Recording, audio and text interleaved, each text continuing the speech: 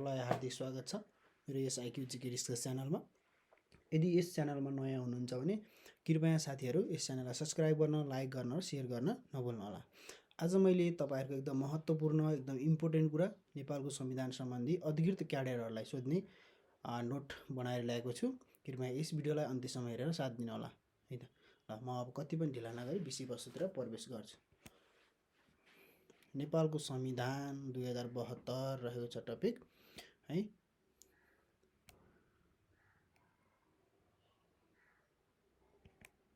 Lok Sewa note है, सामान्य ज्ञान अधिकृत क्याडेट सम्बन्धी है त। ल नेपालको संविधान 2072 सम्बन्धी भन्ने कुरा टपिक रहेको छ र त्यो भित्र हामीले पढ्ने कुराहरू है त सुरु गरौँ साथीहरू। ल सुरुमा नेपालको संविधान है, यसको बारेमा केही थोरै चर्चा गरौँ। नेपालको संविधान 2072 नेपालको विद्यमान संविधान हो है। योभन्दा अगाडि धेरै 2004 सालदेखि संविधानहरू आए तापनि नेपालको अन्तिम संविधान है भनेको अहिलेसम्म पछिल्लो अपडेट अनुसार 2072 नेपालको संविधान नै विद्यमान संविधान हो। यो नेपालको तत्कालीन संविधान सभाबाट बनाइएको संविधान हो है। संविधान सभाबाट निर्माण भएको पहिलो संविधान हो यो कुरा याद गर्नु होला। कहिले कसो सोधिदिन सक्छ तपाईलाई, संविधान सभाबाट निर्माण भएको पहिलो संविधान कुन हो भनेर सोधिदिन सक्छ है। नेपालको संविधान 2072 हो र यो जनताका प्रतिनिधिले पारित गरेको पहिलो र नेपालको 7औं संविधान हो है। यो भन्दा अगाडि 6वटा संविधानहरू निर्माण भएका थिए र यो जनताको प्रतिनिधिहरू भनेको जनताले चुनेर है, जनताले चुनेर भोटिङ राइट प्रयोग गरेर भोट हालेर संविधान सभामा संविधान बनाउनको लागि प्रतिनिधि पठाएर सांसद बनाएर बनाइएको पहिलो संविधान हो। यो कुरा चाहिँ याद गर्नु होला है।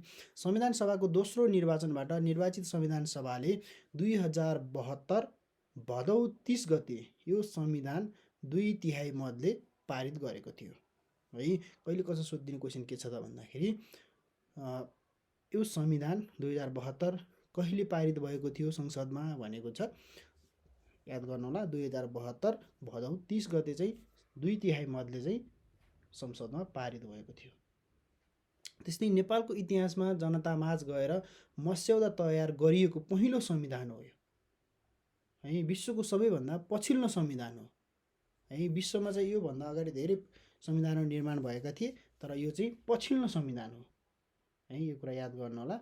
र त्यसपछि जनतामाझ गएर भनेको गाउँ घर बस्ती गएर तपाईहरूलाई यो संविधानमा के कुराहरू राख्दा ठिक होला भनेर सोधपुछ गरेर क्वेसनयर गरेर अथवा डोर टु डोर सर्वे गरेर निर्माण गरिएको संविधान हो, पहिलो संविधान हो नेपालको। यो कुरा याद गर्नु होला।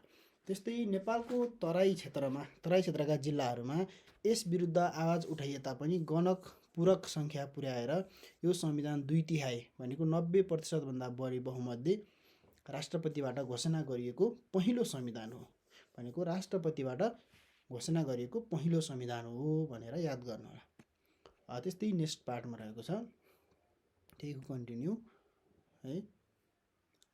ल यो संविधान 2072 असोज 1 गते संविधान सभामा बहुमत सदस्यहरूबाट हस्ताक्षर भएपछि है, 2072 असोज 1 गते संविधान सभाका बहुमत सदस्यहरूबाट हस्ताक्षर भएपछि सभा अध्यक्षबाट प्रमाणित गरिएको संविधान हो है।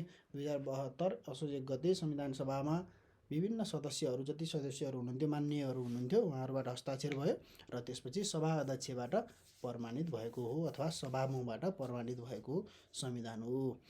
नेपालको संविधान जारी 2072 असोज 3 गते जारी भएको, यो कुरा याद गर्नु होला है। 2072 असोज 3 गते नेपालको संविधान जारी भएको र हामीले असोज 3 लाई संविधान दिवस भनेर पनि मनाउने गर्छौँ। यो कुरा पनि याद गर्नु होला। तत्कालीन नेपालका राष्ट्रपति रामवरण यादवले यो संविधान जारी गर्नुभएको हो है, याद गर्नु होला।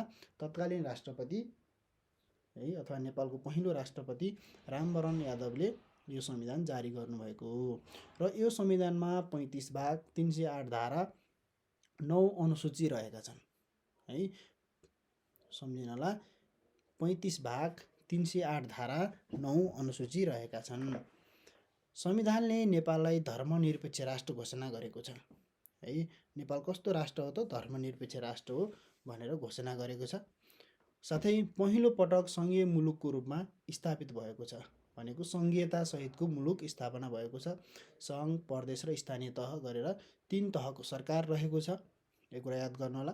यो पनि संविधानमा नै किटान गरिएको कुरा हो है, 3 तहको सरकार रहने भनेर है। पहिलो पटक सङ्घीय मुलुकको रूपमा स्थापित भएको हो।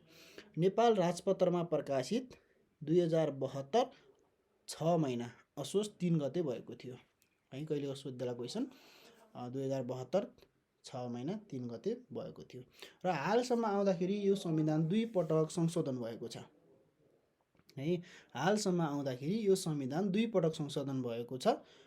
पहिलो पटक भनेको विक्रम सम्वत 2072 11 महिना 16 गते भएको थियो र यस बेला धारा 48, धारा 84 र धारा 286 संशोधन गरिएको थियो भने दोस्रो पटक संशोधन 2077 3 महिना 4 गते धारा 9 र अनुसूची 3 अथवा धारा 9 अनुसार अनुसूची 3 के भएको थियो त संशोधन भएको थियो भनेर सम्झिनु होला। अहिलेसम्म 2 पटक भएको छ, त्यो कुरा याद गर्नु होला है। अब नेक्स्ट पार्टमा जाउँ। नेपालको संविधानको धारा 266 राष्ट्रिय सुरक्षा परिषद र धारा 267 नेपाली सेना सम्बन्धी जानकारी है त। ल नेपालको स्वतन्त्रता, सार्वभौमसत्ता, भौगोलिक अखण्डता, स्वाधीनता र राष्ट्रिय एकताको रक्षाका लागि यस संविधानप्रति प्रतिबद्ध समावेशी नेपाली सेनाको एक सङ्गठन रहने भन्ने व्यवस्था चाहिँ नेपालको संविधानको धारा 267 मा व्यवस्था गरेको छ है। यो कुरा याद गर्नु होला। कुनमा व्यवस्था गरेको छ त धारा 267 मा। यो कुरा वाक्य याद गर्नु होला। नेपालको सार्वभौमसत्ता 4वटा कुराहरू है। सार्वभौमसत्ता, स्वतन्त्रता, भौगोलिक अखण्डता, स्वाधीनता र राष्ट्रिय एकताको रक्षा गर्नको लागि यस संविधानप्रति प्रतिबद्ध समावेशी नेपाली सेनाको एक सङ्गठन रहनेछ भनेको नेपाली सेनाले चाहिँ यो 4वटा कुराको रक्षाको लागि चाहिँ संविधानप्रति चाहिँ प्रतिबद्ध भएर समावेशी भएर एकलौटी भएर काम गर्नेछ भन्ने चाहिँ व्यवस्था चाहिँ धारा 267 मा व्यवस्था गरेको छ भने राष्ट्रिय सुरक्षा परिषद नेपालको संविधानको भाग 28 मा व्यवस्था गरेको छ है। राष्ट्रिय सुरक्षा परिषद चाहिँ नेपालको संविधानको भाग 28 मा व्यवस्था गरेको छ। नेपाली सेना सम्बन्धी व्यवस्था नेपालको संविधानको भाग 28 मा व्यवस्था गरेको छ। कहिले कसो यस्ता खालको क्वेसनहरू पनि सोधिदिन सक्छ है, कुन भागमा व्यवस्था गरेको छ भनेर। र नेपाल प्रहरी, सशस्त्र प्रहरी बल नेपाल र राष्ट्रिय अनुसन्धान सङ्गठन सम्बन्धी व्यवस्था नेपालको संविधानको धारा 268 र भाग 28 मा व्यवस्था गरेको छ भनेको धारा 268 मा र भाग 28 मा व्यवस्था गरेको छ भनेपछि नेपाली सेना सम्बन्धी धारा चाहिँ 267 मा व्यवस्था गरेको छ भनेर चाहिँ याद गर्नु होला है। राष्ट्रिय सुरक्षा परिषद नेपालको संविधानको 266 राष्ट्रिय सुरक्षा परिषद सम्बन्धी चाहिँ 266 मा भाग 28 मा व्यवस्था गरेको छ। राष्ट्रिय सुरक्षा परिषदमा जम्मा 8 जना सदस्य टोली रहने व्यवस्था गरेको छ भनेको राष्ट्रिय सुरक्षा परिषदमा जम्मा 8 जना टोली सदस्य व्यवस्था हुने उल्लेख गरिएको छ है त। नेक्स्ट स्लाइडमा जाउँ। अब राष्ट्रिय सुरक्षा परिषदको अध्यक्षमा प्रधानमन्त्री रहने व्यवस्था छ। कहिले कसो क्वेसन सोधिदिन्छ राष्ट्रिय सुरक्षा परिषदमा को रहने व्यवस्था छ भनेर सोधिदिन सक्छ। प्रधानमन्त्री रहने व्यवस्था छ भन्ने कुरा याद गर्नु होला। त्यस्तै राष्ट्रिय सुरक्षा परिषदको सदस्य सचिवमा रक्षा मन्त्रालयको सचिव रहने व्यवस्था छ है। अनि त्यस्तै राष्ट्रिय सुरक्षा परिषदको वार्षिक प्रतिवेदन राष्ट्रपति समक्ष पेश गरिन्छ है, यो कुरा पनि याद गर्नु होला। त्यस्तै राष्ट्रिय सुरक्षा परिषद सङ्घीय कानुन बमोजिम व्यवस्था रहेको छ भनेको मतलब हाम्रो नेपालमा 3 प्रकारका कानुन रहेका छन्, सङ्घीय कानुन, प्रदेश कानुन र स्थानीय कानुन। र राष्ट्रिय सुरक्षा परिषद सम्बन्धी व्यवस्था चाहिँ सङ्घीय कानुन बमोजिम हुने व्यवस्था गरिएको छ है। राष्ट्रिय सुरक्षा परिषदको अध्यक्षमा प्रधानमन्त्री, सदस्य सचिवमा रक्षा मन्त्रालयको सचिव र राष्ट्रिय सुरक्षा परिषदको वार्षिक प्रतिवेदन चाहिँ राष्ट्रपति समक्ष पेश गरिन्छ भनेर चाहिँ याद गर्नु होला। र नेपाली सेनाको परमाधिपति राष्ट्रपति रहने व्यवस्था रहेको छ है। नेपाली सेनाको परमाधिपति राष्ट्रपति रहने व्यवस्था रहेको छ। त्यस्तै नेपाली सेनामा महिला, दलित, आदिवासी, जनजाति, खस आर्य, मधेसी, थारू, मुस्लिम, पिछडा वर्ग तथा पिछडिएको क्षेत्रका नागरिकको प्रवेश समानता र समावेशी सिद्धान्तको आधारमा सङ्घीय कानुन बमोजिम हुने व्यवस्था गरिएको छ भने मतलब नेपाली सेनामा जति पनि कोठा प्रणाली रहेको छ है सबै कुराहरू चाहिँ सङ्घीय कानुन बमोजिमको आधारमा हुनेछ है। नागरिकको मेन कुरा समानता र समावेशी सिद्धान्तको आधारमा कुन सिद्धान्त भनेर सोधिन सक्छ। समानता र समावेशीको सिद्धान्तको आधारमा सङ्घीय कानुन बमोजिम सुनिश्चित गरिनेछ भन्ने कुरा उल्लेख गरिएको छ। त्यस्तै मन्त्री परिषदको सिफारिसमा प्रधान सेनापतिको नियुक्ति हुनेछ र पदमुक्ति चाहिँ राष्ट्रपतिले व्यवस्था गर्नेछन् है। पदमुक्ति सम्बन्धी चाहिँ राष्ट्रपतिले गर्ने व्यवस्था रहेको छ भन्ने कुरा याद गर्नु होला है। प्रधान सेनापतिको नियुक्ति चाहिँ मन्त्री परिषदको सिफारिसमा राष्ट्रपतिले है। के यति कुरा के याद गर्नु होला भने चाहिँ मन्त्री परिषदको त सिफारिस गर्नेछ यसलाई चाहिँ प्रधान सेनापति बनाउनु मिल्नेछ भनेर र नियुक्ति र पदमुक्ति चाहिँ राष्ट्रपतिले गर्ने व्यवस्था छ। सिफारिस चाहिँ मन्त्री परिषदले गर्छ नेपाल सरकारको मन्त्री परिषदले र नियुक्ति गर्ने र पदमुक्ति गर्ने चाहिँ राष्ट्रपतिले गर्ने व्यवस्था रहेको छ। यो कुरा याद गर्नु होला, कहिले कसै क्वेसन पनि सोधिदिन सक्छ। नेपाल प्रहरी सशस्त्र प्रहरी बल नेपाल राष्ट्रिय अनुसन्धान विभाग सम्बन्धी व्यवस्था सङ्घीय कानुन बमोजिम हुनेछ भनेको नेपाल प्रहरी पनि सशस्त्र प्रहरी बल नेपाल पनि र राष्ट्रिय अनुसन्धान विभाग पनि सङ्घीय कानुन बमोजिम हुने व्यवस्था रहेको छ। नेपाल सरकारले नेपाली सेनालाई सङ्घीय कानुन बमोजिम विकास निर्माण र विपद व्यवस्थापन लगायत अन्य कार्यमा समेत परिचालन गर्नेछ भनेको मतलब विकास निर्माण कार्य गर्न र विपद व्यवस्थापन कार्य गर्नको चाहिँ सङ्घीय कानुन बमोजिम नेपाली सेनालाई परिचालन गरिनेछ भन्ने कुरा उल्लेख गरिएको छ। त्यस्तै नेपालको सार्वभौमसत्ता, भौगोलिक अखण्डता वा कुनै भागको सुरक्षामा युद्ध, बाह्य आक्रमण, सशस्त्र विद्रोह वा चरम आर्थिक विशृङ्खलाताको कारणले गम्भीर सङ्कट उत्पन्न भएमा राष्ट्रिय सुरक्षा परिषदको सिफारिसमा नेपाल सरकार मन्त्री परिषदको निर्णय बमोजिम राष्ट्रपतिबाट नेपाली सेनाको परिचालन हुनेछ। कहिले कसो के सोध्छ भने नेपाली सेनाको परिचालन कसरी हुन्छ भन्ने सोध्छ र मन्त्री परिषदको निर्णय बमोजिम चाहिँ राष्ट्रपतिबाट चाहिँ नेपाली सेनाको परिचालन हुने गर्दछ र नेपाली सेना परिचालन घोषणा भएको मितिले 1 महिनाभित्र प्रतिनिधि सभामा अनुमोदित हुनुपर्नेछ भनेको मतलब अब यो परिचालन भइसक्यो, यो चाहिन्छ चाहिँदैन, अब यो यसको काम कन्टिन्यू गर्ने या नगर्ने भन्ने कुरा चाहिँ 1 महिनाभित्र प्रतिनिधि सभामा अनुमोदन हुनुपर्नेछ भन्ने व्यवस्था चाहिँ रहेको छ र परिचालन चाहिँ मन्त्री परिषदको निर्णय बमोजिममा राष्ट्रपतिबाट हुनेछ। यो कुरा चाहिँ याद गर्नु होला है। यो क्वेसन सोधिरहेको क्वेसन हो, धेरै पटक याद गर्नु होला। त्यस्तै नेक्स्ट रहेको छ राज्यको संरचना र राज्य शक्तिको बाँडफाँड है। राज्यको संरचना र राज्य शक्तिको बाँडफाँड रहेको छ।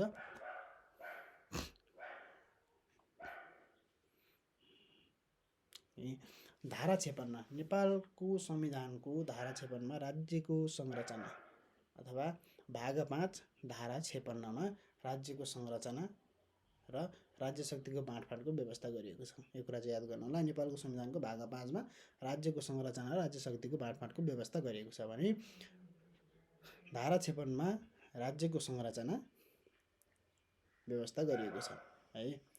सङ्घीय लोकतान्त्रिक गणतन्त्र नेपालको मूल संरचना सङ्घ, प्रदेश र स्थानीय तह गरी 3 तहको हुनेछ है। मैले अगाडि उल्लेख गरिसकेको छु। नेपालको संरचना चाहिँ मूल संरचना चाहिँ सङ्घ, प्रदेश र स्थानीय तह गरी 3 प्रकारको हुनेछ। यो कुरा नेपालको संविधानको धारा 56 मा उल्लेख गरिएको छ। त्यस्तै 2 मा नेपालको राज्य शक्तिको प्रयोग सङ्घ, प्रदेश र स्थानीय तहले यस संविधान तथा कानुन बमोजिम गर्नेछन् भनेको राज्य शक्तिको चाहिँ प्रयोग चाहिँ सङ्घ, प्रदेश र स्थानीय तहले संविधान तथा कानुनको बमोजिम गर्नेछन् भन्ने कुरा चाहिँ याद गर्नु पर्यो। यो संविधान प्रारम्भ हुँदा बखत नेपालमा कायम रहेका अनुसूची 4 मा उल्लेख भएका बमोजिमका जिल्लाहरू रहनेछन् भनेको मतलब अनुसूची 4 मा चाहिँ नेपालमा कायम रहेका जिल्लाहरूको बारेमा उल्लेख गरिएको छ। कुन प्रदेशमा कतिवटा जिल्ला हैन, नेपालमा 77 वटा जिल्ला र कुन प्रदेशमा कोशी प्रदेशमा 14 वटा, त्यस्तै सबैभन्दा कम मध्य प्रदेशमा 8 वटा भनेर अथवा त्यो भित्र के छन् सबै कुरा त्यो व्यवस्था चाहिँ अनुसूची 4 मा उल्लेख गरिएको छ। त्यस्तै स्थानीय तह अन्तर्गत गाउँपालिका, नगरपालिका र जिल्ला सभा रहनेछ। यो कुरा व्यवस्था पनि राज्य शक्तिको संरचनामा धारा 56 मा व्यवस्था गरिएको छ। स्थानीय तह अन्तर्गत कुन कुन कुरा पर्दछन् भनेर क्वेसन सोधेको हुन्छ। गाउँपालिका, नगरपालिका र जिल्ला सभा रहने व्यवस्था रहेको छ भने गाउँपालिका र नगरपालिकामा रहने वडाको सङ्ख्या सङ्घीय कानुन बमोजिम हुनेछ है।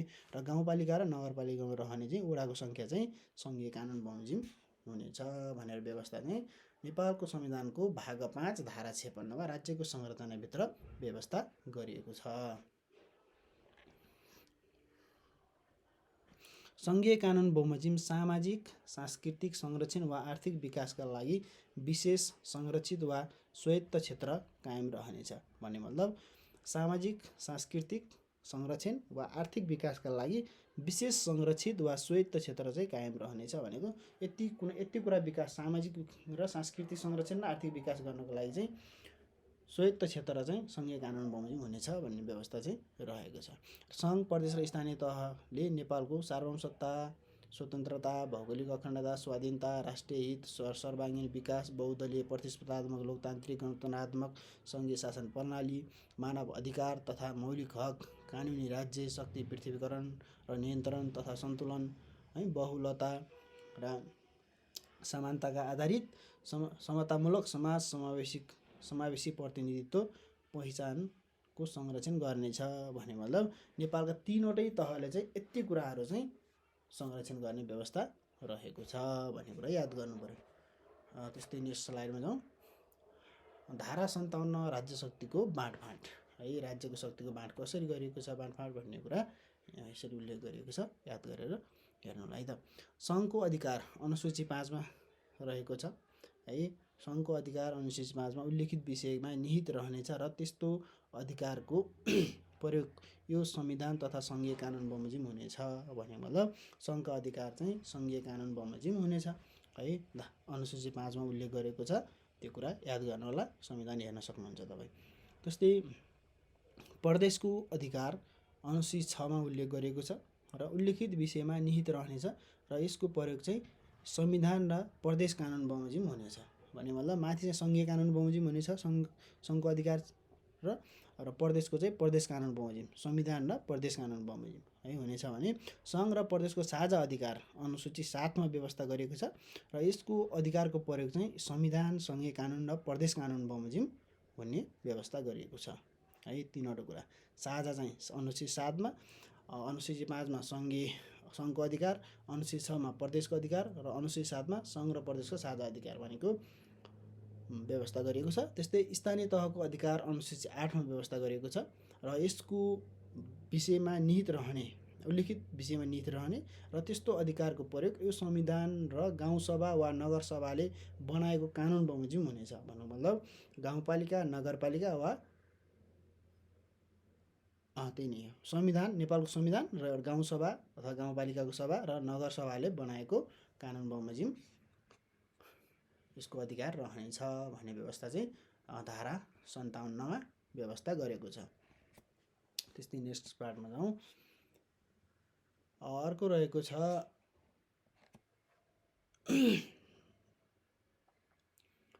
सङ्घ, प्रदेश र स्थानीय तहको साझा अधिकार अनुसूची 9 मा व्यवस्था गरेको छ भने यसको पनि कसको अधिकार रहने भन्ने व्यवस्था चाहिँ संविधान, सङ्घीय कानुन, प्रदेश कानुन, गाउँसभा र नगरसभाले बनाएको कानुन बमोजिम हुनेछ भन्ने कुरा चाहिँ याद गर्नु होला। र त्यसपछि अर्को पोइन्टमा छ उपधारा 3 वा 5 बमोजिम प्रदेश सभा र गाउँसभा वा नगरसभाले कानुन बनाउँदा सङ्घीय कानुनसँग नबाजिने गरी कानुन बनाउनु पर्नेछ भन्ने मतलब कुनै पनि कानुनसँग नमिल्दो है बाजिने हिसाबको कानुन बनाउनु भएन र सङ्घीय कानुन बमोजिम अथवा संविधान अनुसारको कानुन निर्वाह गर्नुपर्नेछ, त्यो कुरा चाहिँ याद गर्नुपर्ने छ। र प्रदेश सभा, गाउँसभा र नगरसभाले बनाएको कानुन सङ्घीय कानुनसँग भनेको सङ्घको कानुनसँग बाँझिएको अथवासम्म अमान्य हुनेछ, त्यो स्वतै खारिज हुनेछ, लागू हुने छैन, डिस्क्वालिफाई हुनेछ त्यो संविधान, त्यो ऐन कानुन भन्ने कुरा चाहिँ व्यवस्था गरिएको छ भन्ने मतलब सङ्घीय कानुन बमोजिमको अथवा सङ्घीय कानुनको आधारमा रहेर प्रदेश सभा, गाउँसभा र नगरसभा कानुन बनाउनु पर्नेछ, यति कुरा चाहिँ याद गर्नु होला। उपधारा 5 बमोजिम गाउँसभा वा नगरसभाले कानुन बनाउँदा प्रदेश कानुनसँग नबाजिने गरी बनाउनु पर्नेछ भनेको मतलब प्रदेश सभासँग पनि गाउँपालिका वा त नगरपालिकाले कानुन बनाउँदाखेरि नबाजिने खालको बनाउनु पर्नेछ, अथवा त्यसको आधारमा टेकेर मात्रै कानुन बनाउन पाइनेछ र बाजिएको अवस्थामा त्यो डिस्क्वालिफाई हुनेछ, मान्य हुने छैन भन्ने व्यवस्था पनि यसमा उपधारा 5 मा व्यवस्था गरेको छ है। यो कुरा याद गर्नु होला। त्यस्तै अर्को रहेको छ धारा 58 अविशिष्ट अधिकार है। यस संविधान बमोजिम सङ्घ प्रदेश तथा स्थानीय तहको अधिकारको सूची वा साझा सूचीमा उल्लेख नभएको वा यो संविधानमा कुनै तहको प्रयोग गर्ने गरी नतोकिएको विषयमा सङ्घको अधिकार हुनेछ भन्नु। मतलब अविशिष्ट अधिकार भने के हो भने 3वटा कानुन, सङ्घ कानुन, प्रदेश कानुन र स्थानीय कानुनको अधिकारको सूचीमा वा साझा सूचीमा कुनै ठाउँमा पनि उल्लेख नभएको त्यस्तो कुनै अधिकार आयो, कुनै पनि एउटा कुराहरूको संरक्षण गर्नु पर्यो भने त्यो चाहिँ सिधै सङ्घको अधिकारभित्र पर्नेछ है, प्रदेश र स्थानीय तहकोमा पर्ने छैन। त्यो कुरा चाहिँ याद गर्नु होला। अब धारा 59 मा आर्थिक अधिकारको प्रयोग है। आर्थिक अधिकारको प्रयोग सङ्घ प्रदेश र स्थानीय तहले आफ्नो अधिकारभित्र रहेको आर्थिक सम्बन्धी अधिकार सम्बन्धी विषयमा कानुन बनाउने, वार्षिक बजेट बनाउने, निर्णय गर्ने, नीति तथा योजना तयार गर्ने र त्यसको कार्यान्वयन गर्नेछन् भन्नु। मतलब हाम्रो सङ्घले चाहिँ ठिक जहिले पनि कहिले ल्याउँछ त, जेठ 15 गते संसदमा बजेट भाषण गर्छ भने प्रदेशले असार 1 गते गर्छ भने स्थानीय तहले असार 10 गते गर्छ जहिले पनि। यो कुरा याद गर्नु होला। पहिला सङ्घमा हुनेछ, त्यसपछि गएर प्रदेशमा र त्यसपछि बल्ल स्थानीय तहमा बजेट भाषण अथवा बजेट निष्कासन हुनेछ भन्ने कुरा याद गर्नु होला। सङ्घले साझा सूचीका विषयमा र आर्थिक अधिकारका अन्य क्षेत्रमा प्रदेशलाई समेत लागू हुने गरी आवश्यक नीति, मापदण्ड र कानुन बनाउन सक्नेछ भनेको सङ्घले चाहिँ साझा सूचीका विषयमा चाहिँ आर्थिक विषयमा र आर्थिक अधिकारका क्षेत्रमा चाहिँ प्रदेशलाई समेत लागू हुने गरी है, प्रदेशलाई समेत लागू हुने गरी यसले पनि प्रदेशले मान्नुपर्ने कुरा गर्नको लागि नीति, मापदण्ड र कानुन बनाउन सक्नेछ भने मतलब सङ्घले चाहिँ त्यति अधिकार चाहिँ सङ्घसँग हुन्छ है। त्यो कुरा याद गर्नु होला। नीति, मापदण्ड र कानुन बनाउन सक्नेछ भने मतलब कुनै एउटा कानुन निर्माण गरेर तैँले पनि मान्नुपर्छ है, यो कुरा सङ्घले पनि के अरे प्रदेशले पनि मान्नुपर्छ है यो कुरा भन्ने चाहिँ कानुन, मापदण्ड, नीति र निर्माणहरू गर्न सक्नेछ सङ्घले। यो कुरा व्यवस्था पनि धारा 59 मा उल्लेख गरिएको छ। त्यस्तै सङ्घ, प्रदेश र स्थानीय तहले आफ्नो तहको बजेट बनाउने छन्, जुन अगाडि मैले भनिसकेँ जेठ 15, असार 1 र असार 10 हैन। र प्रदेश र स्थानीय तहले बजेट पेश गर्ने समय सङ्घीय कानुन बमोजिम हुनेछ भनेको मतलब सङ्घको कानुनमा जहिले लेखेको छ त्यो कुरा त्यही बेला चाहिँ बजेट पेश हुनुपर्ने छ भन्ने कुरा चाहिँ याद गर्नु होला है। त्यस्तै नेक्स्ट लाइनमा जाउँ। अब सङ्घ, प्रदेश र स्थानीय तहले प्राकृतिक स्रोतको प्रयोग वा विकासबाट प्राप्त लाभको समयानिक वितरणको व्यवस्था गर्नुपर्नेछ भन्ने मतलब यी तीनवटै तहले चाहिँ प्राकृतिक स्रोतको प्रयोग र विकासबाट प्राप्त भएको रोयल्टी है, पैसा, लाभ चाहिँ समान रूपले वितरण गर्नुपर्नेछ। यो कुरा चाहिँ व्यवस्था रहेको छ। त्यस्तो लाभको निश्चित अंश रोयल्टीमा जानेछ, सेवा वा वस्तुको रूपमा परियोजना हुनेछ र प्रभावित क्षेत्र र स्थानीय समुदायलाई कानुन बमोजिम वितरण गर्नुपर्छ। जस्तै मतलब अब कुनै ठाउँमा विपद आयो होइन, प्राकृतिक रूपमा विपद आयो भने त्यहाँनिर चाहिँ यो मेरो सङ्घको भित्रको हो, यो मेरो प्रदेशको हो, यो स्थानीय तहको भनेर भन्न मिल्ने छैन र त्यहाँबाट प्राकृतिक स्रोत साधनको प्रयोग गरेर जति कुरा लाभान्वित भएको छ, जति लाभ कमाएको छ जुनसुकै तहले भए पनि त्यो चाहिँ सिधै गएर केमा जान्छ, निश्चित अंश चाहिँ केही अंश रोयल्टीमा जान्छ र केही अंश सेवा वा वस्तुको रूपमा जान्छ र केही पैसा चाहिँ प्रभावित क्षेत्रबाट स्थानीय समुदायलाई कानुन बमोजिम वितरण गर्नुपर्ने हुन्छ है। सङ्घ, प्रदेश र स्थानीय तहको प्राकृतिक स्रोतको उपयोग गर्दा स्थानीय समुदायले लगानी गर्न चाहेमा लगानीको प्रकृति र आकारको आधारमा कानुन बमोजिमको अंश लगानी गर्न प्राथमिक दिनुपर्नेछ भने मतलब सङ्घ, प्रदेश र स्थानीय तहले जुनसुकै तहले पनि प्राकृतिक स्रोतको उपयोग गर्दा स्थानीय तहले जुन हाम्रो ग्राउन्ड तल्लो लेभलको सरकार छ, स्थानीय सरकारले अथवा समुदायले लगानी गर्न चाहेमा लगानीको प्रकृति र आकार हेरी त्यसमा कानुन बमोजिम केही अंश चाहिँ लगानी गर्न दिनुपर्नेछ, प्राथमिकता दिनुपर्नेछ अथवा त्यसलाई उत्साहित बनाउनु पर्नेछ, ल गर भनेर दिनुपर्नेछ भन्ने कुरा चाहिँ यसमा व्यवस्था गरिएको छ धारा 59 मा है। त्यस्तै वैदेशिक सहायता र ऋण लिने अधिकार नेपाल सरकारले मात्रै हुनेछ भने सङ्घले चाहिँ मात्रै लिन पाउँछ भनेको मतलब नेपाल सरकारले मात्रै लिन पाउँछ, तर प्रदेश र स्थानीय तहले चाहिँ अधिकार खिच्चरी ऋण लिन चाहिँ पाउँदैनन्। यो कुरा चाहिँ याद गर्नु होला। त्यस्तो सहायता वा ऋण लिँदा देशको समष्टिगत आर्थिक स्थायित्व हुने गरी लिनुपर्नेछ। भन्नुको मतलब कि देशको आर्थिक स्थिति कस्तो छ र देशले कतिसम्म चाहिँ उ गर्न सक्छ, थेक्न सक्छ भन्ने हिसाबले चाहिँ क्यालकुलेसन भएर मात्रै ऋण लिन पाउनुपर्ने छ। अनावश्यक रूपमा ऋण लिन चाहिँ पाइने छैन। त्यो कुरा चाहिँ याद गर्नुपर्ने छ। सङ्घ, प्रदेश र स्थानीय तहको बजेट घाटा व्यवस्थापन तथा अन्य वित्तीय अनुशासन सम्बन्धी व्यवस्था सङ्घीय कानुन बमोजिम हुनेछ है। सङ्घ, प्रदेश र स्थानीय तहको बजेट घाटा व्यवस्थापन सम्बन्धी चाहिँ सङ्घीय वित्तीय अनुशासन सम्बन्धी व्यवस्था चाहिँ सङ्घीय कानुन बमोजिम हुनेछ भन्ने कुरा चाहिँ याद गर्नुपर्ने छ। जस्तै नेक्स्ट स्लाइडमा धारा 60 मा राज्य राजस्व स्रोतको बाँडफाँड, यो पनि इम्पोर्टेन्ट टपिक हो। सङ्घ, प्रदेश र स्थानीय तहले आफ्नो आर्थिक अधिकार क्षेत्रभित्रको विषयमा कर लगाउन वा ती स्रोतबाट राजस्व उठाउन सक्नेछ। भनेको मतलब तीनवटै तहले चाहिँ आफ्नो आर्थिक क्षेत्रभित्र रहेका विषयहरूमा कर लगाउन र स्रोतबाट राजस्व उठाउन सक्नेछ है, त्यो व्यवस्था रहेको छ। तर साझा सूचीभित्रको विषयमा चाहिँ कुनै पनि तहले सूचीमा नपरेका विषयमा कर लगाउने वा राजस्व उठाउने व्यवस्था नेपाल सरकारले निर्धारण गरे बमोजिम हुनेछ।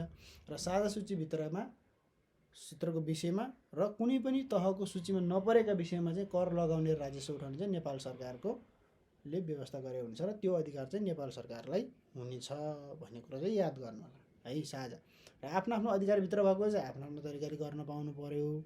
तर साझाभित्र र अन्य त्यो कुनै पनि क्षेत्र अधिकारभित्र नपरेको कुरा चाहिँ नेपाल सरकारको कानुन बमोजिम अथवा नेपाल सरकार निर्धारण गरेको बमोजिम हुनुपर्ने छ। नेपाल सरकारले संलग्न गरेको राजस्व सङ्घ, प्रदेश र स्थानीय तहलाई न्यायोचित रूपले वितरण गर्ने व्यवस्था मिलाउनु। जस्तै नेपाल सरकारले जब राजस्व उठाउँछ त्यो चाहिँ तीनवटै तहलाई, तीनवटै तर्फको सरकारलाई चाहिँ न्यायोचित रूपमा भन्छ इक्वली रूपमा चाहिँ वितरण गर्ने व्यवस्था रहेको छ है। प्रदेश र स्थानीय तहले प्राप्त गर्ने वित्तीय हस्तान्तरणको परिणाम राष्ट्रिय प्राकृतिक स्रोत तथा वित्त आयोगको सिफारिसमा बमोजिम हुनेछ। भनेको प्रदेश र स्थानीय तहले प्राप्त गर्ने वित्तीय हस्तान्तरण चाहिँ राष्ट्रिय प्राकृतिक स्रोत तथा वित्त आयोगको सिफारिसमा मात्रै हुनेछ। भने यो जुन संस्था छ, आयोग छ, यो आयोगले चाहिँ यति मात्र प्रदेशलाई जानु पर्यो, यति चाहिँ स्थानीय तहलाई जानु पर्यो भनेर भने मतलब सिफारिस गर्यो भने चाहिँ मात्रै चाहिँ यसको हस्तान्तरण हुनेछ भन्ने व्यवस्था चाहिँ रहेको छ। भनेको मतलब स्थानीय तह र प्रदेश तहले प्राप्त गर्ने जुन रोयल्टी अथवा वित्तीय हस्तान्तरण पैसा जतिको पाउँछन् त्यो चाहिँ राष्ट्रिय प्राकृतिक स्रोत र वित्त आयोगको सिफारिसमा मात्रै हुनेछ है। यो कुरा याद गर्नु होला। नेपाल सरकारले प्रदेश र स्थानीय तहलाई खर्चको आवश्यकता र राजस्वको क्षमताको आधारमा वित्तीय समानीकरण अनुदान वितरण गर्नेछ। भनेको मतलब नेपाल सरकारले चाहिँ प्रदेश र स्थानीय तहलाई खर्चको आवश्यकता, कति खर्च आवश्यकता पर्छ र राजस्वको क्षमता कति छ, तिनीहरू कति सङ्कलन गर्न सक्छन् भनेर चाहिँ त्यही अनुसारको चाहिँ वित्तीय समानीकरण अनुदान वितरण गर्नेछ, अनुदान दिनेछ है। अनुदान सङ्घबाट चाहिँ उसमा पाइनेछ, त्यो कुरा व्यवस्था चाहिँ रहेको छ है। त्यस्तै नेक्स्टमा जाउँ। प्रदेशले नेपाल सरकारबाट प्राप्त अनुदान र आफ्नो स्रोतमा उठ्ने राजस्वलाई मातहतको स्थानीय तहको खर्चको आवश्यकता राजस्वको क्षमता आधारमा प्रदेश कानुन बमोजिम वित्तीय समानीकरण अनुदान वितरण गरिन्छ। भन्नमा सपोज मानौ कुनै स्थानीय तहले प्रदेशबाट लोन माग्नु पर्यो भने, अनुदान माग्नु पर्यो भने चाहिँ उनीहरूको कस्तो छ त स्रोत, राजस्व उठाउने स्रोत कस्तो छ र उनीहरूको त्यो आम्दानीको स्रोत कस्तो छ भनेर चाहिँ हेरेर मात्रै प्रदेश कानुनको वित्तीय समानीकरण अनुदान वितरण प्रदेश कानुन बमोजिम चाहिँ गर्नेछ है। त्यो कुरा चाहिँ याद गर्नुपर्ने छ। र नेपाल सरकारले सङ्घीय सञ्चित कोषबाट प्रदान गर्ने सशर्त अनुदान, सम्पूरक अनुदान र अन्य प्रयोजनका लागि दिने विशेष अनुदान वितरण सम्बन्धी व्यवस्था सङ्घीय कानुन बमोजिम हुनेछ।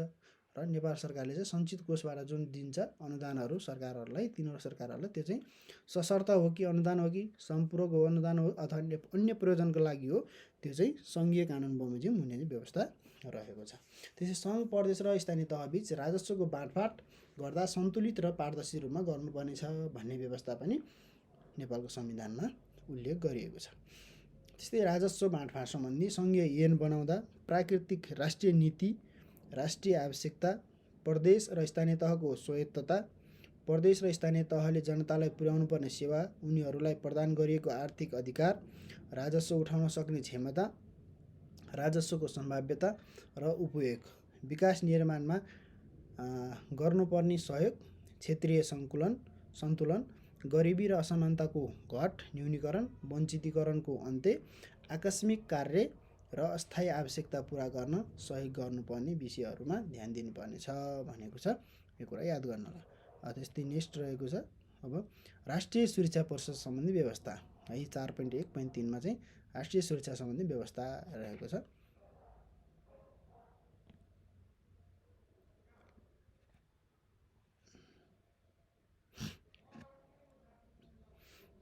राष्ट्रिय सुरक्षा परिषद संविधानले व्यवस्था गरेको राष्ट्रिय सुरक्षा नीति कार्यान्वयन र परिमार्जनको प्रस्ताव गर्ने सर्वोच्च निकाय हो। यो कुरा याद गर्नु होला। कस्तो निकाय हो भनेर सोध्यो भने सर्वोच्च निकाय हो। देशले देशको राष्ट्रिय हितलाई केन्द्रमा राखी राज्यका नीतिहरूलाई कार्यान्वयन गर्दछ है।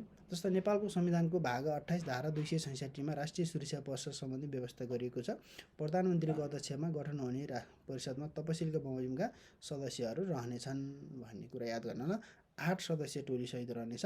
प्रधानमन्त्री अध्यक्ष हुन्छ भने सङ्घीय सरकारको रक्षा मन्त्री सदस्य, सङ्घीय सरकारको गृहमन्त्री सदस्य, सङ्घीय सरकारको परराष्ट्र मन्त्री सदस्य, सङ्घीय सरकारको अर्थमन्त्री सदस्य, सङ्घीय सरकारको मुख्य सचिव सदस्य, नेपाली सेनाको प्रधान सेनापति सदस्य र सङ्घीय सरकारको रक्षा सचिव सदस्य रहने व्यवस्था रहेको छ भन्ने कुरा चाहिँ याद गर्नु पर्यो।